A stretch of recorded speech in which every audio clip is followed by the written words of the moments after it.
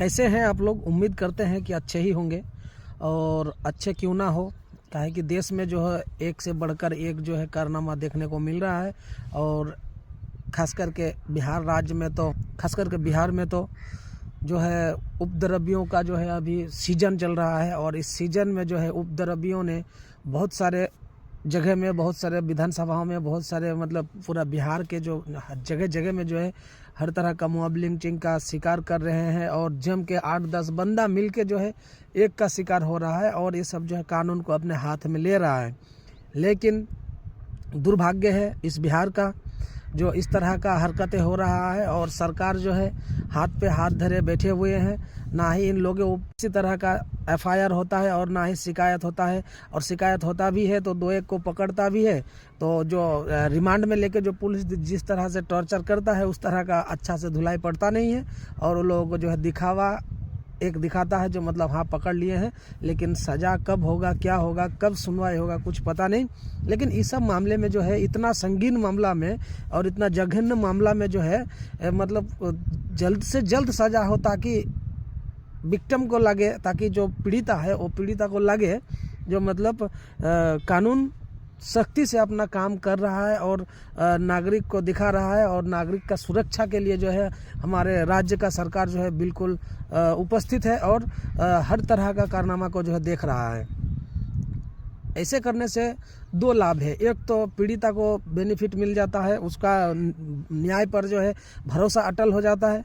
दूसरी नंबर जो है आपका अगर उस तरह का चिंटुओं को पकड़कर अगर जेल में डाला जाता है या कोई सज़ा होता है उन लोगों को, तो सामने वाले जो करने के लिए सोच रहे हैं उसका ग्रुप में, उसका गैंग में रहकर, तो वो लोग भी थोड़ा पीछे हटेंगे। जो चलो भाई एक मेरा ही साथी जो है पकड़ा गया है और पकड़ा जाने के बाद जो है उसको अच्छा से रेलम रेलाई हो रहा है, तो अगर हम भी पकड़ा जाएंगे इस तरह का मतलब नफरत फैलाते हुए, तो हमको भी मतलब खैर नहीं, मेरा भी खैर नहीं, और पकड़ के ले जाएगा पुलिस एक दिन। तो इस तरह का एक डर रहता है। लेकिन कानून का हाथ तो लंबा है, लेकिन इंसाफ मिलने में जो है ना पीड़िता को बहुत दिन टाइम लग जाता है। अभी हाल ही में देखे कई जगह में मॉब लिंचिंग हुए बिहार में, खास करके अल्पसंख्यक जो है इनके ऊपर जिस तरह का टॉर्चर कुछ दल मिलके जो कर रहे हैं, ये बिल्कुल ही कानून को हाथ में ले रहा है। दोस्तों, कानून का डर नहीं रहने के वजह से इस तरह का काम को जो है ये लोग अंजाम दे रहा है और आए दिन एक के बाद एक होते ही जा रहा है।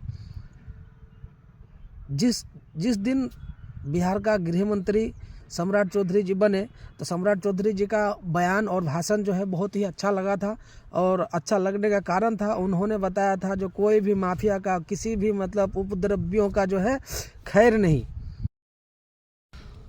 आज कहा गया सारा वो विपक्ष जो आज एक महिला पीड़िता के लिए आवाज़ नहीं उठा सकता है, और आज वो कहा गया बिहार का सारा विपक्ष। बताइए, एक विपक्ष का अहम भूमिका होता है सरकार को आईना दिखाने का काम करना, लेकिन विपक्ष आज एक मॉब लिंचिंग के बारे में भी एक बात नहीं बता पा रहे हैं। और खगड़िया में जिस तरह से 6 बच्ची के माँ के साथ बलात्कार किया दरिंदों ने, 2 दरिंदों मिल के गैंगरेप किया, उस महिला का बलात्कार करने के बाद जो है उसको जान से मार डाला।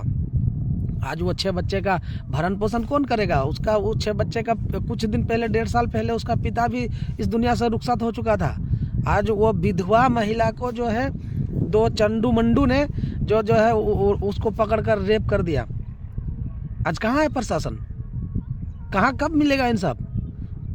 दोस्तों, इस आवाज़ को उठाने के लिए विपक्ष में जो है एक साहस और होना चाहिए, लेकिन इस आवाज़ को ना कोई गोदी मीडिया दिखा रहा है, ना कोई इस घटना को किसी प्रकार का कोई बड़े पार्टी, विपक्ष का पार्टी जो है इसका कोई डिबेट कराता है। जिस तरह से मॉब लिंचिंग बढ़ रहा है, जिस तरह से रेप का जो ये सामने आ रहा है, कौन आवाज़ उठाएगा? विपक्ष का जरूरी है इस सबको आवाज़ उठाने के लिए, लेकिन विपक्ष जो है हाथ पे हाथ धरे बैठे हुए हैं। विपक्ष का गुस्सा है, समझ लीजिए, जो हम बिहार जीत नहीं पाए तो मतलब लोगों का आवाज़ भी नहीं बनेंगे। आज वही काम AIMIM का spoke person, national spoke person जो है आदिल हसन जी जो है बहुत अच्छे से ये बात को उठाया है और सम्राट चौधरी जी से गुहार लगाया है कि इस परिवार का भरण पोषण का दायित्व जो है पूरा सरकार ले। महिला का जो रेपिस्ट है दो दरिंदे, वो दोनों दरिंदों को फांसी की सज़ा हो। इस आवाज़ को जो है AIMIM का प्रवक्ता, नेशनल प्रवक्ता जो है उठाया है बहुत अच्छा से। आदिल हसन जी ने ये अपने अंदाज से सरकार को घेरने का काम किया है और सरकार से मुआवजा मांगने का काम किया है और इस पीड़ित परिवार को जो है इंसाफ दिलाने का काम किया है, इस आवाज़ को उठाया है। और देखिए, अभी तक किसी विपक्ष का कोई भी मतलब स्पोक पर्सन जो है इस तरह का आवाज़ नहीं उठाया है, लेकिन ये ज़मीनी नेता है, आदिल हसन जी ज़मीनी नेता है और लोगों का जो है अपना मुसीबत को देखने का काम करता है और कहीं भी कोई सा भी हादसा हो वहाँ पर तो बुजुर्गों अजीजों, जैसा कि आपने देखा है कि बिहार में मधेपुरा एक जगह भैरव पट्टी में जो हमारी बहन के साथ जो निर्मय हत्या हुआ, जो वाकया आपने देखा है कि किस तरीके से उसके साथ ब्रूटैलिटी हुआ और घर वालों ने बाद उस बेवा एक औरत है, उसके बच्चे हैं, 4 बच्चे हैं और जितनी ज़्यादती हुई है मुझे समझ में नहीं आता है। आखिर सम्राट चौधरी जब से आप होम मिनिस्टर बने हैं तो होम मिनिस्टर का दायित्व होता है ना क्राइम को कंट्रोल करना। आप तो चुनाव से पहले बुलडोजर की बात करते थे, लॉ एंड ऑर्डर की बात करते थे, आपको नहीं दिखता है कभी अतर अंसारी को मारा गया, आपको नहीं दिखा। आपको मुर्शिद के साथ मधुबनी में क्या हुआ, आपको नहीं दिखा। बगल में मधुबनी से 4 कदम आगे है मधेपुरा, आपको नहीं दिख रहा है कि ये चीज़ क्या हो रही है। एक महिला है और बिहार सरकार के जो डिस्ट्रिक्ट मजिस्ट्रेट हैं, जो सुपरिटेंडेंट ऑफ पुलिस है या होम सेक्रेटरी हैं, उनको ये नहीं दिखता है कि तुरंत इस पर कुछ करप्ट किया जाए, क्राइम को कंट्रोल किया जाए, ऐसा कोई मैकेनिज्म सेटअप किया जाए। और जिसका नाम है, जिसका सरकार का दायित्व है ना, कि उस पुलिस का दायित्व है ना, उसके साथ जो ज्यादती हुई, जिसने ये काम किया है, उस पर इमीडिएट कार्रवाई हो। अब बुलडोजर तो नहीं चलेगा, बुलडोजर सिर्फ दिखाने के लिए, सिर्फ मुसलमानों को डराने के लिए आपका बुलडोजर है, बाकी दूसरों के लिए तो आपका बुलडोजर नहीं है। तो हम आपसे बिहार सरकार से, जो होम मिनिस्टर हैं सम्राट चौधरी, नीतीश जी, आप महिलाओं के सशक्तिकरण की बात करते हैं, महिलाओं को आप बोलते हैं हम आगे बढ़ाएं, क्या हमारी बहन के साथ, हमारी बेटी के साथ इतना जघन्य अपराध हुआ और आप चुप हैं? मुख्यमंत्री सीएमओ की तरफ से एक क्लैरिफिकेशन नहीं आता है। उनके बच्चों को कौन देखेगा, उस बेवा के बच्चों को कौन साथ देगा? बतलाइए, आज कौन उसका सिर पे हाथ रखेगा? आप ही बतलाइए। हम यही आपसे मुद्दमाना गुजारिश कर रहे हैं मुख्यमंत्री जी, पानी सर से अब चढ़ रहा है, इतनी ज्यादती, इतनी ब्रूटैलिटी, अब क्या होगा? आप जो घटना घटी, इसकी हम मजम्मत करते हैं, बिहार सरकार से जवाब तलब कर रहे हैं। मजलिस इत्तेहाद मुस्लिमीन और बिहार की आवाम, मधेपुरा की आवाम, भैरव पट्टी की आवाम, पूरे बिहार की आवाम पूछ रही है कि आज महिलाओं पर, मुसलमानों पर, दलितों पर, मजलूमों पर जो ज्यादती हो रही है, उस पर आपकी पुलिस, आपका प्रशासन क्यों चुप है? क्यों नहीं कार्रवाई हो रही है? कहाँ है वो बुलडोजर? हम चाहते हैं इमीडिएट स्पीडी ट्रायल करके फांसी उसे दीजिए। फैमिली का, उन बच्चों का सोचिए। बिहार नीतीश जी सोचिए, सम्राट चौधरी जी आप भी परिवार वाले हैं, पूछिए उन बच्चों का क्या होगा, जो मासूम बच्चे हैं, जिसका बाप का भी साया चला गया था, इसकी माँ का भी साया चला गया। आखिर बोलिए, उसको क्यों नहीं पकड़ा? जो 2 दिन 3 दिन पहले की घटना, इतना लेट पुलिस क्यों एक्टिव होती है? हम उनसे मुतालबा करते हैं उनके पूरे बच्चों का भरण पोषण, हर कुछ का जिम्मेदारी बिहार सरकार ले और स्पीडी ट्रायल करके उस पर फांसी दे, जिसका भी नाम आया उसको फांसी दे। और बिहार सरकार एक नजीर पेश करे, दिखाए देश को, दुनिया को कि हम इंसाफ करते हैं। नीतीश जी, तभी आपकी सच्चाई होगी, तभी सम्राट चौधरी जी पता चलेगा कि हम होम मिनिस्टर हैं। वरना भाषणबाजी बोलना आसान है, गुफ्तार के गाजी बन गए, किरदार के गाजी बन न सके। मेरी बहन को इंसाफ ना मिला, अतर अंसारी को इंसाफ नहीं मिला, मुर्शिद को इंसाफ नहीं मिला। अगर बिहार में हमारे साथ ज्यादती होगी तो हम आवाज बुलाएंगे, पूरे बिहार में चक्का जाम, बैरिस्टर असदुद्दीन ओवैसी साहब को साथ लेकर हम चक्का जाम करेंगे। हम ये लड़ाई को छोड़ेंगे नहीं किसी भी हद तक। अख्तर ईमान साहब ने एसपी साहब से बात की और दूसरे जिम्मेदार से बात की। इस लड़ाई में हम साथ हैं और इंशाअल्लाह ताला उनके घर भी हम जाएंगे और होम सेक्रेटरी और डीजीपी से, क्योंकि और 2-3 मामले उस पर भी मिलना है, इस पर भी मिलकर उस पर स्पीडी ट्रायल और उस फैमिली को मुआवजा और बच्चों का भरण पोषण का बिहार सरकार जिम्मेदार है। हम यही मुतालबा है। लेकिन कहाँ हो पा रहा है? ग्राउंड में इस लेवल का अभी तक कोई कारनामा अच्छा से हुआ नहीं है सर। बताइए, आपने बताए थे, इसीलिए आपका बात को ही मैं आपको रिपीट करा रहा हूँ। आप बताए थे उपद्रवियों का और आतंक फैलाने वालों का कोई खैर नहीं, उसको जो है जगह से गिरफ्तार होना होगा। अभी भी बहुत सारा अतहर हुसैन का जो खूनी है वो भी अभी भी फरार है। अभी 4 रोज हुआ, अभी एक 4 साल के बच्चे का जो है बलात्कारी, एक महज 4 साल के बच्चे के साथ भी ऐसा शर्मनाक काम करते हैं कुछ उपद्रवी। ये सुन के भी तरह का दरिंदगी ये लोगों ने एक 4 साल के मासूम बच्चे के साथ किया है। आज उस बच्ची का पिता इंसाफ मांग रहा है। बिहार वासियों, कब इंसाफ दिलाओगे मेरे बिहार के नौजवानों और बिहार के मेरे साथियों? कब इसके लिए आवाज़ उठाओगे? कब इसके लिए पुतला दहन होगा? नहीं होगा। करना चाहिए, काहे कि एक छोटे बच्ची, वो कोई भी धर्म से आता हो, उससे लेना देना नहीं है, लेकिन वो इंसानियत है। वो अभी दुनिया को देखा भी नहीं था सही से। उसको दरिंदों ने दो दरिंदों ने मिलकर जो है उसको बलात्कार करता है और उसके बाद उसको जो है जान से मार देता है। अभी हाल ही में खगड़िया जिला का एक मतलब अल्पसंख्यक जो है वहाँ का एक महिला है, उसको जो है 2 गुंडों ने उसको 6 बच्चे की माँ है, उसका पति कुछ दिन पहले 1.5 साल पहले जो है गुजर गया है और 4 दिन पहले जो है 6 बच्चे के माँ को जो है दोनों बदमाश ने किडनैप करके रखा। 3 दिन बलात्कार किया। उसके बाद जो है उसको मारकर जो है भूसा का घर में जो है रख दिया था। वो गेहूं का जो भूसा नहीं होता है दोस्तों, उस भूसे के घर में जो है रख दिया था ढककर। किस तरह का हैवानियत है राज्य में, किस तरह का दरिंदगी चल रहा है। और हमारे सम्राट चौधरी जी बहुत बड़े तो बोले हैं, लेकिन अभी तक ग्राउंड में जो है फील्ड वर्क नहीं हो पा रहा है, काम नहीं हो पा रहा है।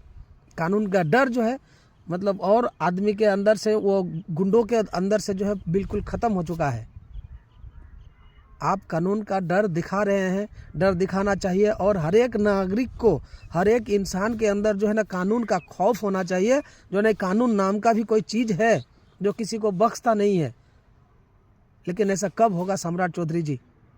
इंतज़ार कर रहे हैं आपका उस बात का जो जिस दिन आप शपथ लेते हुए बोले थे, उस चीज़ का इंतज़ार कर रहे हैं। जो कम से कम ऐसा 1, 2, 4 को दिखाइए, ताकि जो मतलब सामने वाला जो गुंडा बनने का कोशिश कर रहा है और बन गया है, वो लोग भी सुधर जाए और सामने और कोई इस तरह का किसी 4 साल के बच्चे के साथ जो है रेप ना हो हमारे बिहार में। कहते हुए शर्म आ रहा है इस सब बात को, जो हम इस बिहार में हैं, हमारे बिहार में, और इस तरह का दरिंदगी खुलेआम घूमता है। कहाँ भेज के अपना बच्चे को, कहाँ भेज के आपको सुकून और चैन मिलेगा? बताइए, कहाँ आप सुकून चैन से आप छोड़ के जा सकते हैं अपने बच्चे को? यह संभव नहीं है दोस्तों। जो बच्चे को लेके, 4 साल का बच्चा को लेके, नादान मासूम एक नन्ही सी कली को लेके 24 घंटा आप कहीं टोला पड़ोस में जो काम करने जाते हैं 24 घंटा लेके घूमे, दिन का कभी भी संभव नहीं है। लेकिन जिस तरह का डर इन लोगों ने फैला के रखा है, आतंक जिस तरह से फैला के रखा है गांव में, अभी गांव का जो महिला, छोटा बच्ची लोग स्कूल जाएगी, इस सब के लिए भी एक खतरा मंडरा रहा है। जो कब ये लोग, जो गुंडों के दल जो है, कौन सा बेटी पर, किसका बेटी पर अत्याचार कर दे। इस तरह का दरिंदगी भरा पड़ा हुआ है। कानून का डर इन लोगों के अंदर से ख़त्म हो चुका है। सरकार से अनुरोध है कि इस तरह का जो दरिंदी और गुंडों जो है, इस तरह का गुंडों को जो है सरकार सबक सिखाए। इंतज़ार कर रहे हैं, सब जनता इंतज़ार कर रहे हैं। अमन, सुख और चैन से रहने वाले जनता जो है आपका इंतज़ार कर रहे हैं। सम्राट चौधरी जी, आप कभी ना कभी ये बात बोले थे, जो आतंक फैलाने वालों का अब खैर नहीं, अब उसको ग्राउंड में कराइए, अन्यथा दिन चलना मुश्किल हो जाता है आदमी के अंदर से डर घुस गया है, अंदर में डर घुस गया है। कभी किसी को मॉब लिंचिंग के नाम पर, कभी किसी को राम बोलने के नाम पर, कभी किसी का जाति देख के, कभी किसी का मतलब इस तरह का हरकत अभी गांव में बोला ही क्या जाएगा। आज सबको हम बोलना चाहते हैं, जो आइए और एक प्लेटफॉर्म में आके एक साथ ये सब गुंडों के खिलाफ आवाज़ उठाइए। जब तक आवाज़ नहीं उठाइएगा, आप भी सुरक्षित नहीं, हम भी सुरक्षित नहीं, कोई भी सुरक्षित नहीं है। आवाज़ बनिए, सच का साथ दीजिए। अगर आप लोगों को मेरा बात सहमत है और अच्छा लगा है, तो आप लोग मेरे वीडियो को लाइक, कमेंट और शेयर करना ना भूलें। और ज़्यादा से ज़्यादा शेयर कीजिएगा, तभी एक दूसरे को समझ में आएगी ये बात, और सब एक सच्चे साथी बन के एक साथ में ग्रुप बनाकर लड़ने का काम करेंगे और इंसाफ मांगने का काम करेंगे। जय हिंद, जय भारत।